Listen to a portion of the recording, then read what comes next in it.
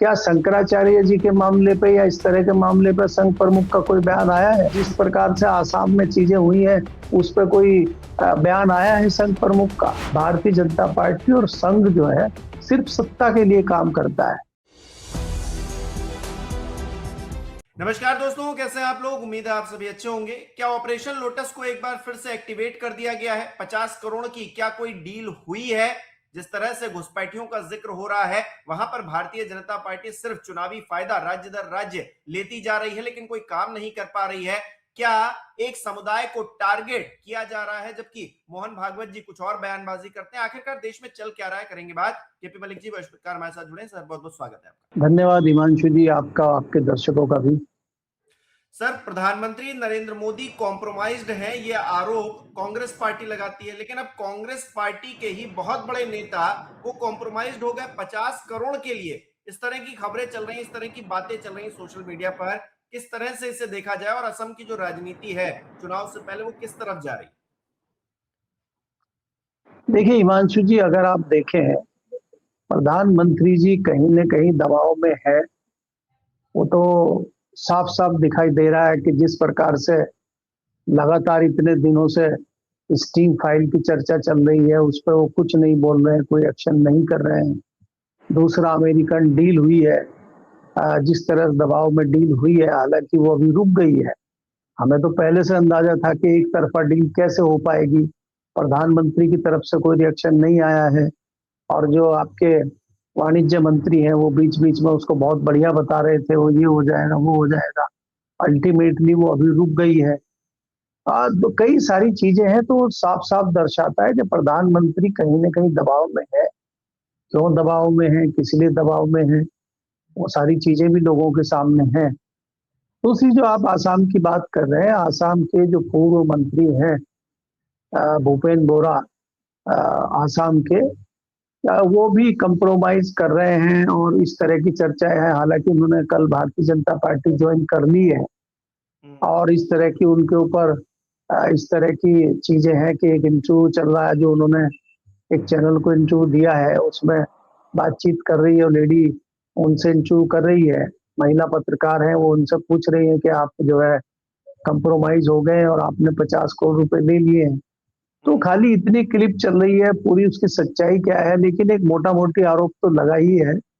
और लोग भी विश्वास सीधा सीधा इसलिए कर रहे हैं कि भारतीय जनता पार्टी की ये रणनीति रही है कि शाम दाम दंड भेद हो, वॉशिंग मशीन हो, पैसे का लेन देन हो, कुछ भी हो, किसी भी कीमत पे वो किसी भी नेता को तोड़ने, किसी भी मंत्री को तोड़ने, किसी भी विधायक को तोड़ने के लिए इस प्रक्रिया को अपनाते हैं।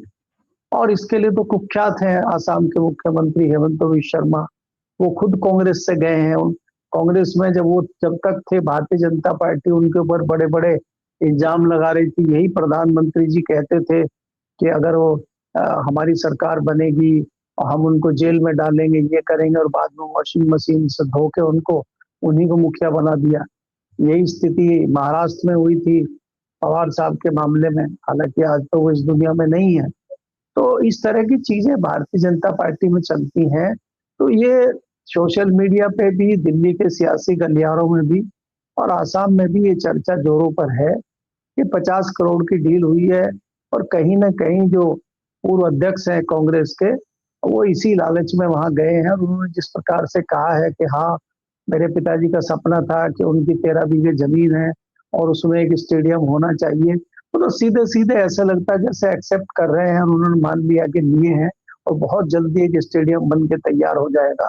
जिस तरह से वो व्याख्या कर रहे हैं और बड़े कूल अंदाज में बैठे हुए हैं वो, उससे तो लग रहा है कि जैसे उन्होंने ले लिया और उनको कोई बहुत ज्यादा फर्क पड़ नहीं रहा है।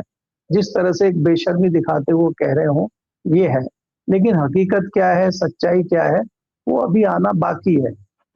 तो इसलिए इस तरह की चर्चाएं चल रही है मीडिया में, बहुत सारी चर्चाएं हैं। एक आज नया वीडियो आया है जिसमें राजस्थान के एक सांसद हैं, भारतीय जनता पार्टी के विधायक हैं, वो कंबल बांट रहे हैं और वो कहते हैं कि उसमें कोई मुस्लिम महिला बैठ गई है। वो कह रही है कि हमने तो आपको भीड़ दिखाने के लिए बिठा लिया है, कंबल आपको नहीं मिलेगा, ये कोई अच्छी बात नहीं है, आप चुपचाप बैठिए। इस तरह की, तो ये देश में जिस प्रकार का एक माहौल आजकल चल रहा है, और भारतीय जनता पार्टी ने एक बहस छेड़ दी है पूरे देश में इस तरह की। तो ये एक अनोखा समय हम देख रहे हैं राजनीति का। राजनीति में जो नई नई चीजें दिखाई दे रही हैं उसकी प्रयोगशाला तो सबसे बड़ी उत्तर प्रदेश है। उत्तर प्रदेश में तो बहुत सारी नई नई चीजें आप देख रहे हैं। जिस प्रकार से जातियों में बंटवारा है, बाकी चीजें बट रही हैं। केंद्र की और लखनऊ की लड़ाई हो रही है। बटोगे या कटोगे की बात पहले किसी के लिए कही जा रही थी, अब वो बटोगे कटोगे अंदर ही शुरू हो गया है। और शंकराचार्य जी बटोगे कटोगे में फंस गए हैं वो। तो बहुत सारी चीजें भारतीय जनता पार्टी की राजनीति हमें दिखा रही है और वो हमारे सामने है जी। अच्छा केपी सर, एक तरफ आरएसएस के चीफ हैं मोहन भागवत, वो कहते हैं कि हम तो नेशन बिल्डिंग का काम करते हैं, हम ये सब जाति धर्म इन सब में बिलीव नहीं करते हैं इस चीज को लेकर। लेकिन दूसरी तरफ राजस्थान का भी मामला होता है, असम के मुख्यमंत्री भी सीधे तौर पर कहते हैं, उस पर कोई बयान नहीं देते हैं। तो क्या आरएसएस और भारतीय जनता पार्टी दोनों मिलकर अंदर खाने ऐसा प्लान बनाए हुए हैं कि आप कुछ कहिए हम कुछ कहेंगे और बैलेंस कर लीजिए, और उसके बाद में चुनाव हो जाएगा, हम जीत जाएंगे, बाकी चीजें तो बाद में देख ली जाएंगी? नहीं, ये साफ तौर पे आप बिल्कुल सही कह रहे हैं। भारतीय जनता पार्टी के जो जीत के कारण है, भारतीय जनता पार्टी की जो सत्ता में आने की पूरी रणनीति है, उसके पीछे कहीं ना कहीं संघ की सियासत काम करती है, संघ की रणनीति काम करती है, संघ के कार्यकर्ता काम करते हैं, संघ की प्लानिंग काम करती है। इसमें तो कोई दो राय नहीं है। और इसको तो आप उस तरीके से कह सकते हैं कि संघ जो है वो नरम दल है और भारतीय जनता पार्टी गरम दल है। कहीं तुम गरम हो जाओ तो हम ठंडे हो जाएंगे, कि जहां हम गरम हो जाए वहां तुम ठंडे हो जाओ। इस रणनीति पे चल रहे हैं आप। अब आप जहां जहां जरूरत होती है वहां वहां संघ प्रमुख बयान दे देते हैं, जहां उनको लगता है वो चुप्पी साध जाते हैं। क्या शंकराचार्य जी के मामले पे या इस तरह के मामले पे संघ प्रमुख का कोई बयान आया है? या आप जिस प्रकार से आसाम में चीजें हुई हैं उस पर कोई बयान आया है संघ प्रमुख का? वेस्ट बंगाल में जितनी चीजें हो रही हैं उस पर आया है? पिछले चुनाव में बिहार में इन्होंने आरक्षण पर बयान दे दिया था और उससे बड़ी किरकिरी इनकी बाद में हुई थी भारतीय जनता पार्टी के अंदर। भारतीय जनता पार्टी का बड़ा नुकसान इन्होंने बयान दे के कर दिया था। तो ये दोनों एक ही सिक्के के दो पहलू हैं और ये बोलते कुछ है, करते कुछ है, दिखाते कुछ है, अंदर कुछ और होता है। लेकिन इनका एक ही मकसद होता है कि हम सत्ता में कैसे आए, भारतीय जनता पार्टी सत्ता के शीर्ष पे कैसे काबिज रहे, या नए स्टेट में हम कैसे सत्ता में आ जाएं। सिर्फ उसी रणनीति पे काम करते हैं। आप कितना भी मुश्किल हो, कितना भी कुछ दूसरा काम हो, कितनी भी कोई इमरजेंसी हो, भारतीय जनता पार्टी और संघ जो है सिर्फ सत्ता के लिए काम करता है। आज देश के ऊपर अमेरिकन डील की बात चल रही है, स्टिंग फाइल की बात चल रही है, लेकिन पूरी भारतीय जनता पार्टी वेस्ट बंगाल में चुनाव कैसे जीता जाए इस रणनीति पे काम कर रही है। देश में इतनी सारी चीजें चल रही है। प्रधानमंत्री जी 4 बार जो है एक मेट्रो ट्रेन का, और जो नई ट्रेन में दिल्ली से मेरठ गई है, हर 2 किलोमीटर के बाद उसको बढ़ाते हैं तो प्रधानमंत्री जी पहुंच जाते हैं उसका उद्घाटन करने के लिए, शिलान्यास करने के लिए, कभी हरी झंडी दिखाने के लिए। तो प्रधानमंत्री जी को चस्का है फोटो खिंचवाने का। जैसे अनोखा बहुत बड़ा काम कर दिया। इससे पहले ना मेट्रो चली ना ट्रेन चली। हमने तो ये देखा है कि पहले चाहे रेल मंत्री जाकर उद्घाटन कर दे, और हर जगह पे रेल मंत्री भी नहीं जाता था, वहीं के लोकल डीआरएम वगैरह, जीएम वगैरह ये कर लेते थे, या लोकल विधायक और सांसद आए और उद्घाटन हो गया। लेकिन आजकल तो हर जगह प्रधानमंत्री जाते हैं। योगी जी भी पीछे खड़े हुए थे, ब्रजेश पाठक जैसे तो बहुत पीछे थे, प्रधानमंत्री फ्रेम में ही नहीं आने दे रहे किसी को। तो इनका तो सिर्फ ये एक एजेंडा चल रहा है कि चुनाव को कैसे जीता जाए और कैसे दुनिया को दिखाया जाए कि भारत में बहुत बड़ा विकास हो रहा है। आज जिस प्रकार से भ्रष्टाचार है, जिस प्रकार से बेरोजगारी है, जिस तरह से महंगाई है, उस पर कोई चर्चा नहीं है, उसकी कोई प्लानिंग नहीं है, उसका कोई नई चीजें नहीं है। किसान जिस प्रकार से परेशान है, फसलें बर्बाद हो रही हैं, बीमा कंपनियां जो है घोटाले घपले कर रही हैं। अभी एक लगभग 500 करोड़ का घोटाला हरियाणा में पकड़ा गया है, एक निजी बैंक का किसानों के साथ। किसानों की जितनी वो योजनाएं चल रही हैं, किसानों के जितने सिस्टम चल रहे हैं, उनमें घोटाला घपला चल रहा है। सरकार का ध्यान उस तरफ बिल्कुल नहीं है। सरकार का ध्यान सिर्फ एक ही है कि किस प्रकार से लोगों को भरगलाया जाए और किस प्रकार से चुनाव जीता जाए। तो मुझे लगता है कि भारतीय जनता पार्टी सिर्फ चुनाव की रणनीति पे ज्यादा ध्यान देती है। बाकी देश में दुनिया में क्या चल रहा है उससे इनका कोई बहुत ज्यादा सरोकार नहीं है। जी। हम्म। अच्छा, असम की बात हो रही है, हिमंता बिश्वा शर्मा की बात हो रही है, तो भारतीय जनता पार्टी की रणनीति फिर से वही दिल्ली वाली, फिर से वही बिहार वाली नजर आ रही है। घुसपैठियों का बड़ा जिक्र हो रहा है। मैं अमित शाह जी का बयान सुन रहा था, वो कह रहे हैं कि हम फिर से भगाएंगे घुसपैठियों को, और राहुल गांधी को फिर वो लपेट रहे हैं कि राहुल गांधी हर बार बम फोड़ते हैं और वो फिस हो जाता है। अब राहुल गांधी बम फोड़ते हैं, उसका असर तो हम लोकसभा में देखते हैं ना, कि प्रधानमंत्री नरेंद्र मोदी आते नहीं है भाषण देने के लिए, और 17 दिन बाद जो है एक मंच उनको मिलता है, वहां से निशाना साधते हैं कि आपको वैसे कुर्सी नहीं मिलेगी। लेकिन बड़ा सवाल यह है कि घुसपैठियों के नाम पर तमाम राज्य, बंगाल हो गया या फिर जो सीमावर्ती राज्य हैं, वहां पर आप जाकर चुनावी माहौल बनाएंगे। ये एक पैटर्न बन गया है कि आप दिल्ली में भी वही बात कर रहे थे, आप बिहार में भी वही बात कर रहे थे, आप असम में भी वही बात कर रहे थे। आपकी सरकार है क्यों? सभी जगह आपकी सरकार, फिर भी घुसपैठिए घुस रहे हैं। तो फिर आपने तो देश को असुरक्षित कर दिया। ये सवाल इनसे कोई पलट कर क्यों नहीं पूछ रहा है? देखिए हिमांशु, अगर आप देखें, सबसे पहले आपको ये देखना होगा कि अगर कोई कार्यकर्ता करे, अगर कोई पार्टी का छोटा मोटा अधिकारी इस तरह की घटना करे तो समझ में आता है। जिस प्रकार आसाम के मुख्यमंत्री ने इस तरह का एक वीडियो एआई से बनाया और उसको प्रचारित किया, और बाद में जब चौतरफा निंदा हुई तो उसको तुरंत डिलीट कर दिया, ये जताता है कि इनके अंदर इतनी भी पेशेंस नहीं है, इतनी भी अकल नहीं है कि क्या करना चाहिए। ये सिर्फ एक लेवल तक जाके अपनी सरकार बनाना चाहते हैं, चाहे उसके लिए इनको कुछ भी करना पड़े। और दूसरी चीज ये होती है कि जब इतने बड़े नेता, जब मुख्यमंत्री स्तर का व्यक्ति इस तरह की घटना को अंजाम देगा, इस तरह की चीजें करेगा, तो नीचे वाले कार्यकर्ताओं के हौसले बुलंद होते हैं। और उस पर कोई एक्शन ना होना, सरकार की तरफ से कोई एक्शन हुआ है क्या? मुख्यमंत्री की तरफ से, मुख्यमंत्री के ऊपर कोई एक्शन केंद्र सरकार ने लिया है क्या? उनके ऊपर कोई एफआईआर हुई है क्या? दूसरा कोई व्यक्ति कर देता, अभी एफआईआर हो जाती कि नहीं होती? ये सुप्रीम कोर्ट ने कोई संज्ञान लिया है क्या? गुवाहाटी हाई कोर्ट ने, आसाम हाई कोर्ट ने कोई संज्ञान लिया है क्या? नहीं, कोई संज्ञान नहीं है, ना कोई लेगा। लेकिन आप ये देखिए, अगर कोई दूसरा व्यक्ति कर दे इसी को, राहुल गांधी पर कोर्ट संज्ञान ले लेता है तुरंत, या कोई दूसरा विपक्षी दल हो उस पर तुरंत संज्ञान ले लेता है, या किसी दूसरे मजहब का व्यक्ति हो उस पर तुरंत संज्ञान ले लिया जाता है। अब आप दूसरी जो बात कर रहे हैं कि घुसपैठी आ जाते हैं, देखिए घुसपैठियों को राहुल गांधी ट्रेन भर कर ले आते हैं, बर्मा जाते हैं, बांग्लादेश जाते हैं, या वहां से जहाज में भर के ला के छोड़ देते हैं। जिस स्टेट में इलेक्शन होता है उसी स्टेट में राहुल गांधी वो ट्रेन को ला के छोड़ देते हैं, और ये लोग फिर पकड़ के लेके जाते हैं, क्योंकि देशभक्त लोग हैं। पहले आपने देखा कि घुसपैठी हरियाणा में आ गए थे, फिर घुसपैठी दिल्ली चले गए, फिर घुसपैठी दिल्ली से बिहार चले गए। अब सारे जितने घुसपैठी थे बिहार होते हुए सब वेस्ट बंगाल में बैठेंगे जाके। अब वहां अमित शाह जी जाएंगे और अगले उगले महीने तक उनको सबको भगा देंगे और वहां इलेक्शन हो जाएगा।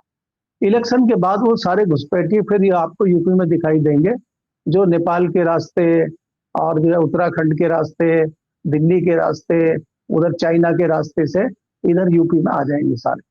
फिर वो यूपी में घुसपैठियों को बाहर निकाल दिया है पहले से ही। हाँ, तो मैं इसीलिए कह रहा हूँ कि इनको ये कहते हुए शर्म भी नहीं आती यार। इनसे पलट के कोई सवाल पूछे कि आप देश के गृह मंत्री हैं, देश की सीमाएं आपके कंट्रोल में है, तो आप ये इल्जाम जब लगाते हैं किसी के ऊपर कि देश में घुसपैठी आ गए हैं, तो आपको ये नहीं लगता कि जिम्मेदारी आप ही की और आप अपने आप को फेलियर साबित कर रहे हैं?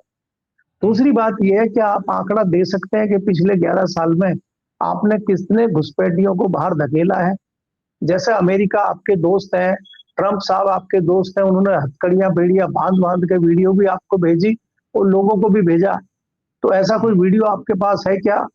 ऐसे कोई लोगों को भेजते हुए आपके पास कोई इस तरह की लिस्ट है क्या? वो बताने के लिए इनके पास नहीं है, क्योंकि ये सिर्फ सगुफेबाजी चल रही है, सिर्फ जुमलेबाजी चल रही है। जुमला तो इनका फेवरेट वर्ड है, आप जानते ही हैं। तो सिर्फ जुमलेबाजी चल रही है। तो इसीलिए मैं आपको कह रहा हूं कि ये सिर्फ चुनाव जीतने के हथकंडे हैं, चुनाव जीतने के अलावा कुछ नहीं है।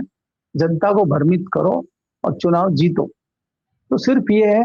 अब कब तक ये चुनाव जीतते हैं, कब तक जनता इनके भ्रमित होती रहती है, इनके जुमले सुन सुन के, वो तो जनता को ही देखना होगा। बाकी बात ये है कि सच्चाई कहीं कुछ नहीं है। बड़ी हंसी आती है हमें आजकल घुसपैठियों की बात सुन के कि घुसपैठिए, और इसमें क्या है कि ये सच्चाई भी है, मैं आपको बताऊं, क्योंकि बॉर्डर बॉर्डर का स्टेट है वेस्ट बंगाल, और वहां कोई दो राय नहीं कि जरूर वहां कुछ ना कुछ घुसपैठिए बांग्लादेश से इधर उधर से आए होंगे, ऐसी बात नहीं है। लेकिन आपने उनको निकालने के लिए, आपने उनको रोक लगाने के लिए, आपने उनकी एंट्री ना हो उसके लिए आपने क्या क्या फॉर्मूला किया है, क्या क्या तैयारियां की है, पिछले 5 साल में आपने क्या क्या किया है, वो रोड मैप आप नहीं बताएंगे। आप ये कह रहे हैं कि हम भगाएंगे उनको। अरे भैया, 11 साल में नहीं भगाया आपने, आप कब भगाओगे आप उनको? नहीं सर, आप ये खाली तो वेस्ट। नजर आता है कि ये जो घुसपैठियों का मुद्दा है ये विपक्ष का मुद्दा है असल में, क्योंकि सरकार में जो है उस पर निशाना साधने के लिए कि हमारे इनके रहते हुए देखिए घुसपैठिए इस देश में एंटर कर रहे हैं, तो ये सिक्योरिटी में लैप्स हो रहा है, ये तो विपक्ष का मुद्दा है। लेकिन इससे तो बीजेपी वालों ने, जो सत्ताधारी है, उन्होंने ये मुद्दा बना रखा है, जहां जाएंगे कि भाई हम तो घुसपैठियों को भगाएंगे और घुसपैठियों के सहारे एक समुदाय को आप टारगेट कर देंगे और बात बन जाएगी। सत्ताधारी जो पार्टी है, सत्ताधारी पार्टी अभी इस चीज से, इस सिचुएशन से बाहर नहीं निकली है। उसके दिमाग में अभी भी कांग्रेस की सरकार हावी है, और उसको ये लगता है कि अभी भी कांग्रेस की सरकार है, और यह कल तक कांग्रेस की सरकार थी, सारे काले कारनामे उनके जमाने में हुए हैं, और इसीलिए अब हमें वो ठीक कर ले, इसलिए हमें सत्ता में आने दो। इनके दिमाग में वो है, क्योंकि हमेशा विपक्ष में रहे हैं, हमेशा विपक्ष की लड़ाई लड़ी है इन्होंने, विपक्ष में बहुत अच्छा रोल निभाते हैं ये। तो ये अभी विपक्ष के जो केचुली है, विपक्ष का जो वो एक खुमार इनके ऊपर है, उससे ये बाहर नहीं निकले हैं अभी।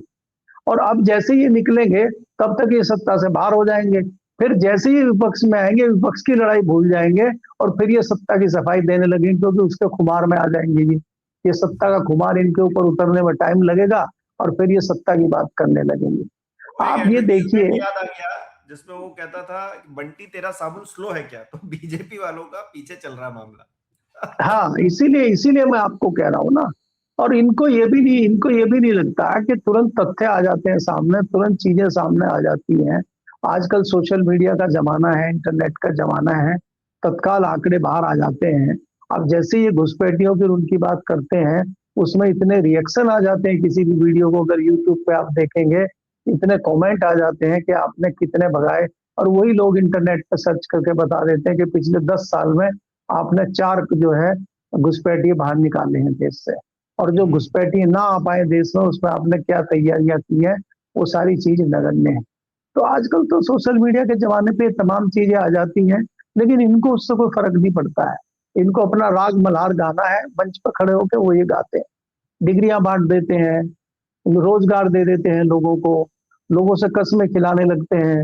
वहां प्रधानमंत्री जी ने कल बहुत अच्छा भाषण दिया, उन्होंने कहा कांग्रेस तो पहले से ही नंगी थी, उसको वहां कपड़े उतारने की जरूरत क्या पड़ गई थी। अब आप उद्घाटन करने गए हैं रेल का, और आप वहां ये भाषण दे रहे हैं, तो ये आपकी हताशा जताता है कि आप कितने हताश और कितने उदास हैं, और कितने आप घबराए हुए हैं। एक हफ्ता आप संसद के पटल पे नहीं जा पाए, सदन में नहीं जा पाए, आपने राष्ट्रपति के अभिभाषण और आपने जो बजट सेशन का जो बजट भाषण था उसको मिस कर दिया आपने। पहली बार इतिहास बनाया नया, तो मोदी जी तो हर जगह इतिहास लिखवा रहे हैं, ये नया इतिहास भी उन्होंने लिखवा दिया। तो इसलिए इनको बाकी इतिहास पुरुष है, और इतिहास में उनका नाम बहुत सारी जगहों में आएगा जी। बिल्कुल, बहुत बहुत शुक्रिया केपी सर हमारे साथ जुड़ने के लिए, तमाम बातचीत के लिए। हमारे दर्शक किस तरह से देख रहे हैं इस विषय को कमेंट करके जरूर बताएं। इस वीडियो को लाइक करना, शेयर करना मत भूलिएगा। हमारे चैनल को सब्सक्राइब नहीं किया तो वो भी जरूर कीजिएगा। आप हमें सहयोग भी कर सकते हैं ज्वाइन बटन पर क्लिक करके। बहुत बहुत धन्यवाद।